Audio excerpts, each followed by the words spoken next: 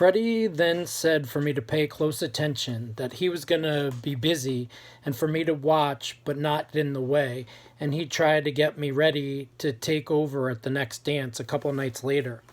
As Freddie busied himself setting up the shoeshine stand, he told me, "Get here early, your shoeshine rags and brushes by this foot stand, your polished bottles, paste wax, suede brushes over here, everything in place. You get rushed. You never need to waste motion." When things slowed a bit, he said, "You ain't seen nothing tonight.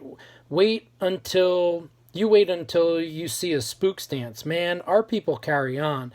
Whenever he had a moment, he kept schooling me. "Shoelaces this straw here. You just start out. I'm going to make these to you as a present.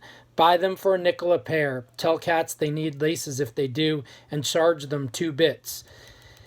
Every Benny Goodman record I'd ever heard in my life, it seemed, was filtering faintly into where we were. During another customer lull, Freddie let me slip back outside again to listen. Peggy Lee was at the mic singing. Beautiful. She had just joined the band, and she was from North Dakota and had been singing. I cut off a little bit. Duke Ellington, Count Basie, Lionel Hampton, Cootie Williams, Jimmy Lunsford were just a few of those who sat in my chair. I would really make my shine rag sound like someone had set off Chinese firecrackers. Duke's great alto sax man, Johnny Hodges, he was Shorty's idol, still owes me for a shoeshine I gave him. He was in the chair one night having a friendly argument with the drummer, Sonny Greer, who was standing there. When I tapped the bottom of his shoes to signal I was finished, Hodges stepped down, reaching his hand in his pocket to pay me, but then snatched his hand out to gesture and just forgot me and walked away. I wouldn't have dared to bother the man who could do what he did with Daydream by asking him for 15 cents. "Gonna lay on that first conch?" the drugstore man asked me, and I proudly told him, grinning, "Right." Shorty paid $6 a week for a room in his cousin's shabby apartment. His cousin wasn't at home. "It's like the pad's mind. He spends so much time with his woman," Shorty said. "Now, you watch me." He peeled the potatoes and thin sliced them into a quart-sized mason fruit jar, then started stirring them with a wooden spoon as he gradually poured in a little over half a can of lye. "Never use a metal spoon. The lye will turn it black," he told me. A jelly-like, starchy-looking glop resulted from the lye and potatoes, and Shorty broke in the 2 eggs, stirring real fast, his own conch and dark face bent down close. The congoline turned pale yellowish. "Feel the jar," Shorty said, and I cut my hand against the outside and snatched it away. "Damn right, it's hot. That's the lye," he said, "so you know it's going to burn when I comb it in. It burns bad, but the longer you can stand it, the straighter the hair." He made me sit down, and he tied the string of the new rubber apron tightly around my neck and combed up my brush of hair. Then, from the big Vaseline jar, he took a handful and massaged it hard all through my hair and into my scalp. He also thickly Vaselined my neck, ears, and forehead. "When I get to washing out your head, be sure to tell me anywhere you feel any little stinging," Shorty warned me, washing his hands, then pulling on the rubber gloves and tying on his own rubber apron. "You always got to remember that any congoline left in burns a sore into your head." The congoline just felt warm when Shorty started combing it in, but then my head caught fire. I gritted my teeth and tried to pull the sides of the kitchen table together. The comb felt as if it was raking my skin off. My eyes watered, my nose was running, and I couldn't stand it any longer. I bolted to the wash basin.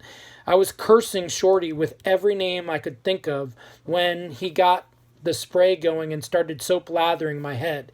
He lathered and spray rinsed, maybe 10 or 12 times, each time gradually closing the hot water faucet until the rinse was cold, and that helped some. "You feel any stinging spots?"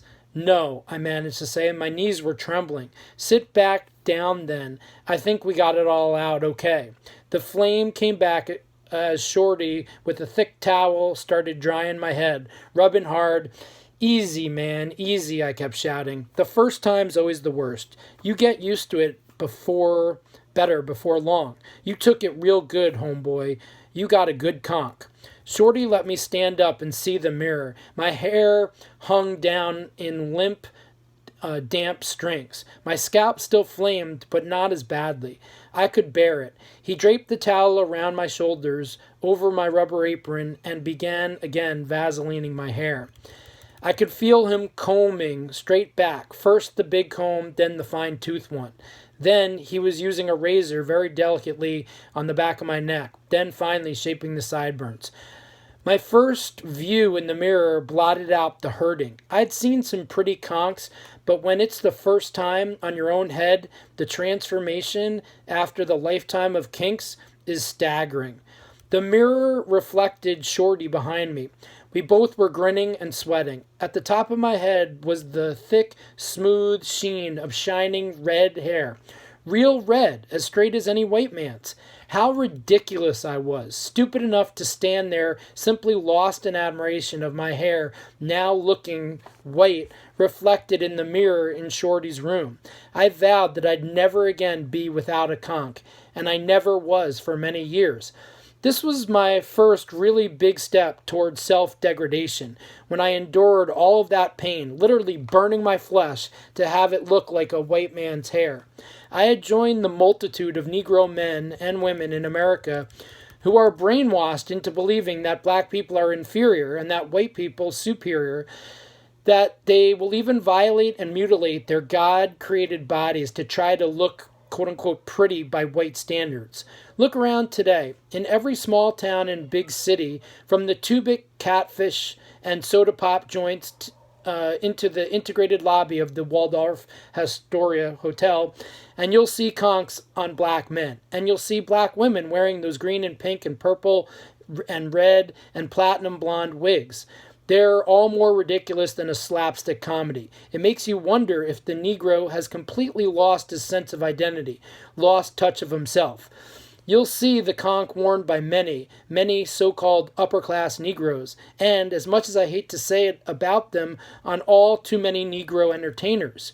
One of the reasons that I've especially admired some of them, like Lionel Hampton and Sidney Poitier, among others, is that they have kept their natural hair and fought to the top. I admire any Negro man who has never had himself conked or who has had the sense to get rid of it as I finally did.